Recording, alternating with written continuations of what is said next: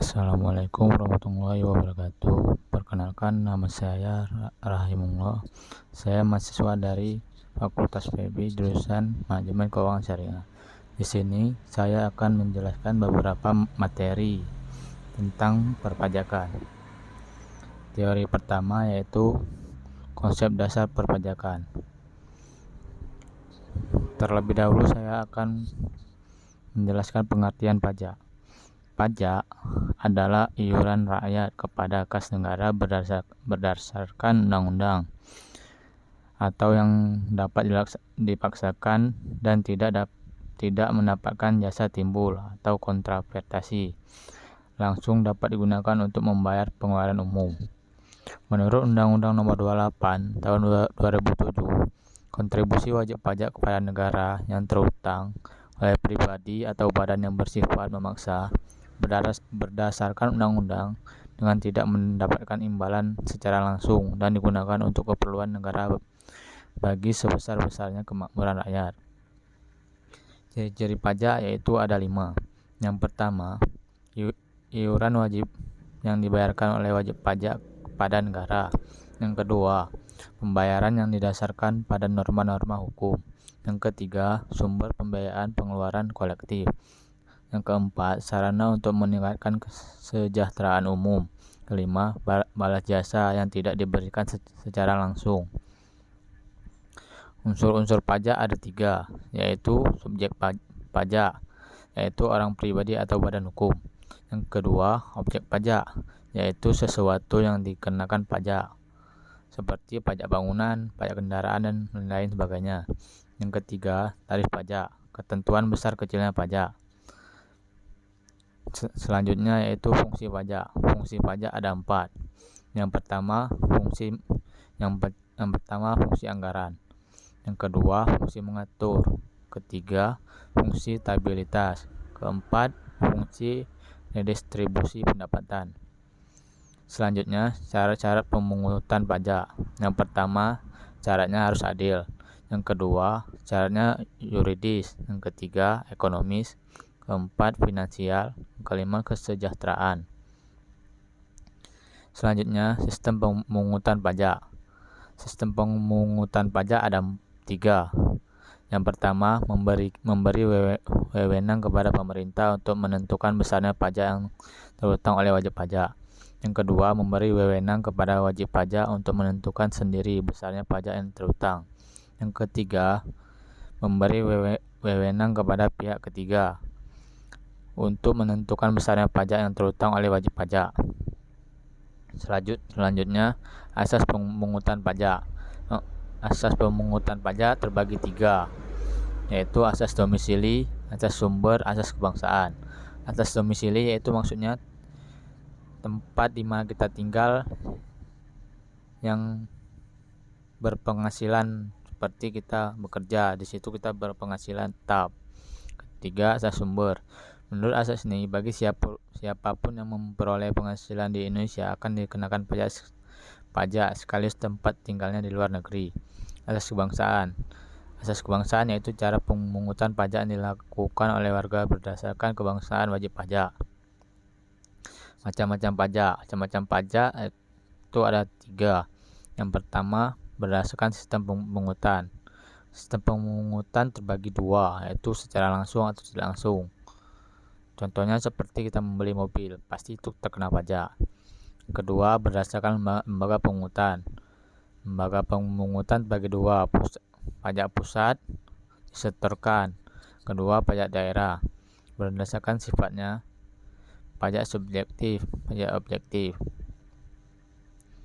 Selanjutnya yaitu tentang tarif pajak. Tarif pajak ditentukan oleh berapa mahalnya barang yang kita peroleh. Contohnya adalah tarif berupa jumlah yang tetap berdasarkan berapapun jumlah yang dikenakan pajak, sehingga besarnya pajak yang terutang tetap.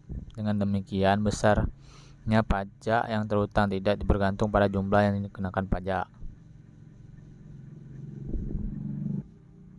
Selanjutnya, hambatan pemungutan pajak. Yang pertama, perlawanan pasif. Kedua, perlawanan aktif. Yang ketiga, lemahnya penegakan hukum. Keempat, kurangnya atau tidaknya ada kesadaran masyarakat. Yang kelima, kesulitan mendapatkan data. Solusinya, orientasi peningkatan sumber daya manusia, aparatur negara, penyuluhan wajib pajak, evaluasi hasil sosialisasi pajak daerah, sinkronisasi ketentuan antara pihak bank dan DJP. Baik, saya akan menjelaskan materi kedua, yaitu pajak negara dan pajak daerah. Yang pertama, pajak negara. Pajak negara adalah pajak yang dipungut oleh pemerintah pusat dan digunakan untuk membiayai seluruh kebutuhan rumah tangga.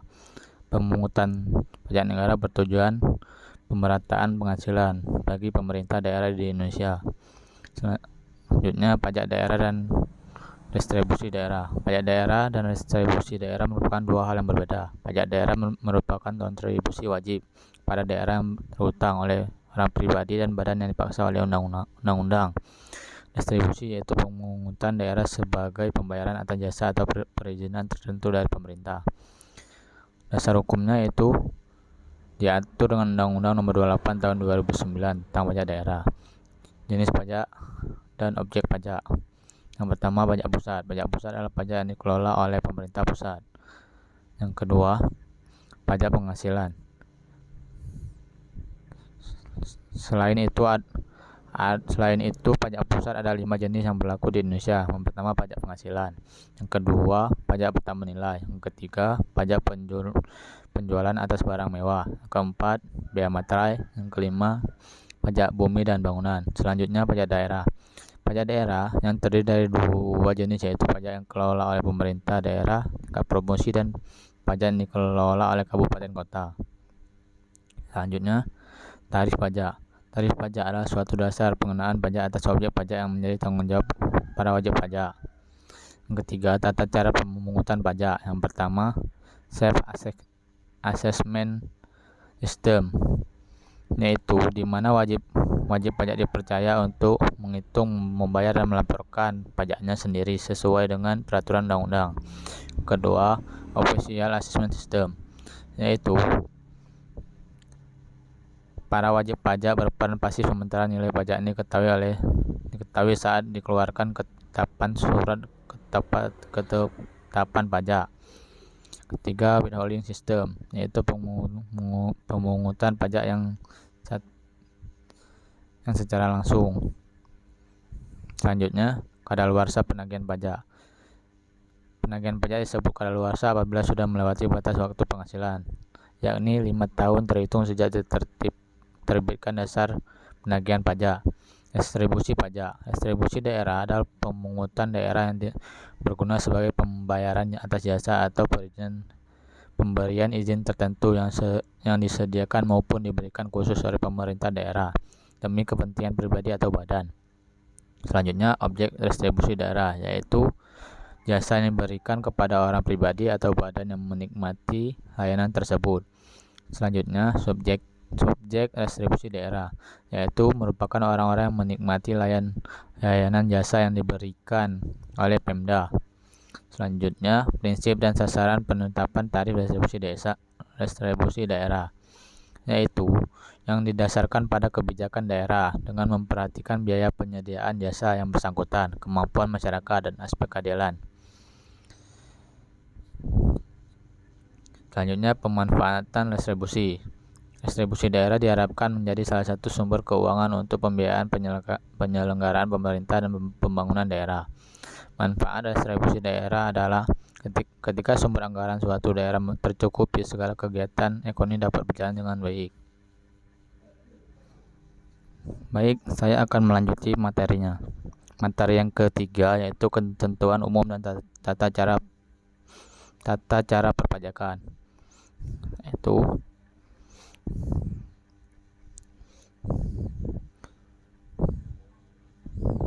cara menentukan suatu tahun pajak. Tahun pajak sama dengan tahun kalender. Pembukaan dimulai Januari 2010 dan berakhir 31 Desember 2010, maka disebut tahun wajib pajak. Kedua, tahun pajak tidak sama dengan tahun kalender. Selanjutnya, nomor wajib pajak. Kewajiban pendaftaran NPWP. Pendaftaran dilakukan pada Direktorat Jenderal Wajib Pajak. Telah memenuhi persyaratan sebagai berikut. Yang pertama, persyaratan subjektif. Kedua, persyaratan objektif. Selanjutnya, fungsi NPWP adalah sebagai berikut. Pertama, sebagai identitas wajib pajak. Kedua, sebagai pengawasan administrasi sebagai wajib pajak. Nomor wajib pajak NPWP. Selanjutnya, penghapusan NPWP. Penghapusan NPWP adalah tindakan penghapusan NPWP dari data usaha kantor pelayanan pajak. Selanjutnya, nomor pengukuhan pengusaha kena pajak NPPKP. Sebagai NPPKP, pertama, pendaftaran NPPKP. Yang pertama, sebagai pengusaha yang memperoleh wajib pajak harus melaporkan pada kantor pajak. Yang kedua, wajib pajak dapat melakukan pendaftaran NPWP sekaligus pengukuhan. Selanjutnya, pendaftaran fungsi pengukuhan sebagai identitas. Kedua, sarana untuk melaksanakan hak kewajiban di bidang pajak. Selanjutnya, pencabutan NPPKP dilakukan di kantor Direktorat Jenderal Pajak. Selanjutnya, surat pemberitahuan atau SPT. SPT berfungsi sebagai sarana pertanggungjawaban perhitungan jumlah pajak, pertambahan nilai, dan pajak penjualan barang mewah bagi pengusaha kena pajak. Hal-hal yang tercantum dalam SPT yaitu: pertama, jumlah pajak yang sebenarnya. Kedua, jumlah pembayaran. Yang ketiga, jumlah pajak yang harus dibayar atas kekurangan. Selanjutnya, syarat dan pengisian SPT. Benar seluruh objek pajak, jelas, lengkap, dan dengan pendataan. Surat ketetapan pajak. Surat ketetapan pajak untuk menyatakan besarnya pajak terutang menurut perhitungan sendiri. Surat ketetapan pajak adalah surat ketetapan yang meliputi surat ketetapan pajak kurang bayar, surat ketetapan pajak kurang bayar tambahan, dan lain sebagainya. Selanjutnya, surat tagihan pajak STP adalah surat untuk melakukan tagihan pajak atau sanksi administrasi berupa fungsi atau denda. Fungsinya itu adanya koreksi atas jumlah pajak terutang. Sarana untuk mengenakan sanksi. Sarana untuk menagihkan pajak terutang. Syarat-syarat pengajuan keberatan. Yang pertama, satu keberatan untuk satu jenis. Wajib pajak telah melunasi pajak. Diajukan secara tertulis. Wajib pajak menyatakan alasan yang jelas. Wajib pajak menyebutkan jumlah pajak yang terutang. Syarat pengajuan banding. Wajib pajak dapat mengajukan permohonan banding hanya kepada Badan Peradilan Pajak. Permohonan diajukan secara tertulis. Satu keputusan diajukan satu banding. Baik, saya akan melanjutkan materi keempat, yaitu penagihan pajak dengan surat paksa. Pengertian penagihan pajak. Penanggung pajak adalah orang pribadi atau badan yang bertanggung jawab atas pembayaran pajak, termasuk wakil yang menjalankan hak dan memenuhi kewajiban wajib pajak menurut ketentuan perundang-undangan. Biaya penghasilan pajak adalah biaya pelaksanaan surat paksa, surat perintah, pelaksanaan penyitaan, pemungutan lelang, pembatalan lelang, jasa penilaian, dan biaya lainnya sehubungan dengan penagihan pajak.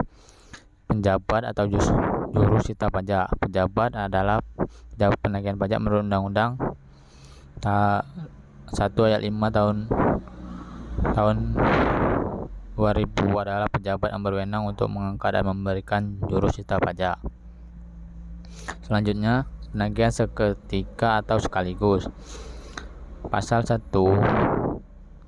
angka 11 Undang-Undang PPS jatuh adalah tindakan penagihan pajak yang dilaksanakan oleh jurusita pajak kepada penanggung pajak tanpa menunggu tanggal jatuh tempo pembayaran. Surat paksa. Surat paksa adalah surat pemerintah membayar pajak, membayar utang pajak dan biaya penagihan pajak. Ada beberapa surat paksa terhadap orang pribadi diberitahukan oleh jurusita pajak kepada: yang pertama, penanggung pajak, orang dewasa, salah satu ahli waris atau pelaksana wasiat, para ahli waris, pengurus, pegawai tetap ditetapkan kedudukannya. Selanjutnya, penyitaan. Penyitaan adalah tindakan jurusita pajak untuk mengambil alih barang penanggung pajak guna digunakan alat untuk melunasi hutang pajak atau lelang. Barang yang dapat disita adalah mobil, perhiasan, uang tunai, dan lain sebagainya. barang tidak bergerak, tanah, bangunan, kapal, dan isi kantor tertentu. Selanjutnya, lelang. Lelang adalah setiap penjualan barang di muka umum dengan cara penawaran harga secara lisan atau tertulis melalui usaha pengumpulan peminat atau calon pembeli. Selanjutnya, pencegahan dan penyedaran. Pencegahan adalah larangan yang bersifat sementara terhadap penanggung pajak. Penyanderaan adalah pengekaan sementara untuk waktu kebebasan penanggung pajak dengan menempatkan di tempat tertentu. Selanjutnya, gugatan. Gugatan adalah penanggung pajak terhadap pelaksana surat paksa, surat perintah, pelaksana penyitaan atau pengumuman lelang hanya dapat diajukan kepada pengadilan pajak. Ketentuan ini dimaksud untuk memberikan hak kepada penanggung pajak untuk mengajukan gugatan kepada Badan Peradilan Pajak dan dalam hal penangguhan pajak. Baik, selanjutnya akan saya lanjutkan materi yang kelima, pajak penghasilan. Pajak penghasilan adalah pajak yang dikenal sebagai pajak penghasilan. Adalah pajak yang dibebankan pada penghasilan perusahaan atau badan hukum. Pajak penghasilan umum adalah PPh. PPh adalah pajak yang dikenakan adanya subjektif yang telah memenuhi kriteria yang telah ditetapkan dalam peraturan perpajakan. Objek pajak yaitu penghasilan, yaitu setiap pertama kemampuan ekonomis yang diterima oleh atau diperoleh selama 1 tahun. Pajak yang dipakai untuk konsumsi dan untuk menambah kekayaan. Selanjutnya, bentuk usaha tetap, yaitu badan usaha yang digunakan untuk subjek pajak luar negeri. Bentuk usaha tetap bisa dimiliki oleh perorangan atau pribadi maupun badan resmi yang dalam berbisnis. Baik, akan selanjutnya untuk usaha tetap, yaitu badan usaha yang digunakan oleh subjek pajak luar negeri. Penyusutan adalah alokasi jumlah suatu aktiva yang dapat disusutkan sepanjang masa yang diestimasi. Penyusutan perlu dilakukan karena manfaat yang diberikan dan nilai dari aktiva tersebut makin berkurang. Selanjutnya, amortisasi, yaitu digunakan istilah hanya tak terwujud dan tidak dengan aset tetapi mempunyai pengertian yang sama. Selanjutnya, revaluasi adalah atau penilaian kembalian aktiva tetap.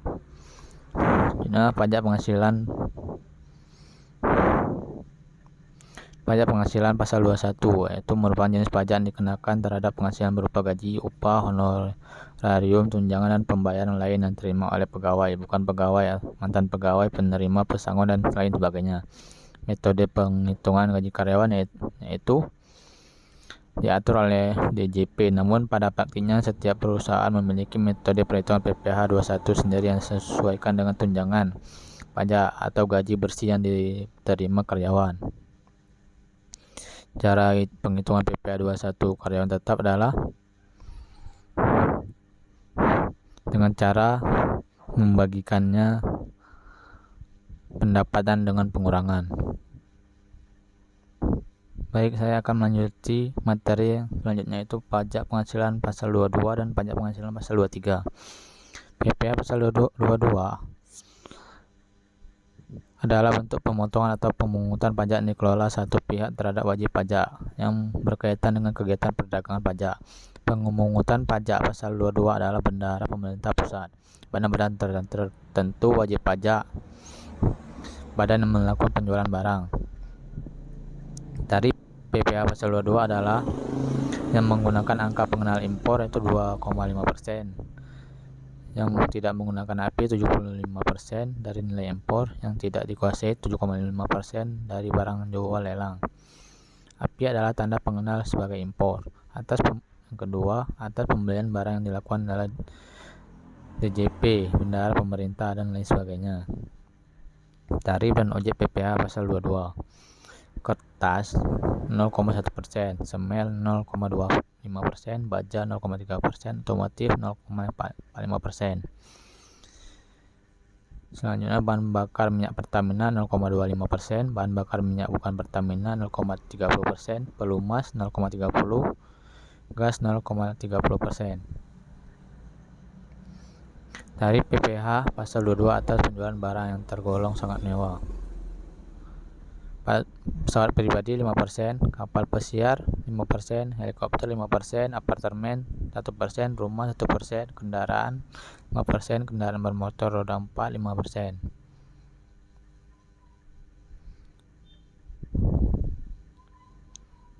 Selanjutnya saya akan menjelaskan PPh pasal 23. PPh pasal 23 yaitu mengatur pemotongan pajak atas penghasilan yang diterima oleh atau diperoleh WPDN. Baik, ini pemotongan pasal PPh pasal 23. Pertama, badan pemerintah, kedua objek pajak, ketiga penyelenggaraan kegiatan, keempat BUT, kelima perwakilan perusahaan luar negeri, enam orang pribadi. Selanjutnya akuntan,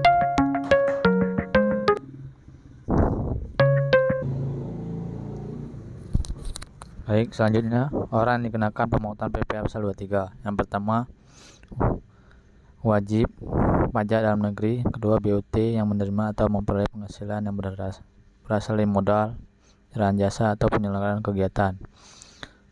Tarif dan objek pemotongan itu yang pertama 15%, itu dividen, bunga, royalti, hadiah. Ya, selanjutnya 2,2% itu sewa, imbalan atau sehubungan dengan jasa teknik. Baik. Selanjutnya cara menghitung PPh pasal 23. Yang pertama dividen PPh pasal. Baik, cara menghitung penghitungan PPh pasal 23 adalah pertama dividen PPh pasal 23 adalah 15%, bunga 15%, royalti 2%, sewa 2%. Baik, sekian video dari saya tentang materi-materi perpajakan. Semoga bermanfaat dan berguna bagi penonton sekalian.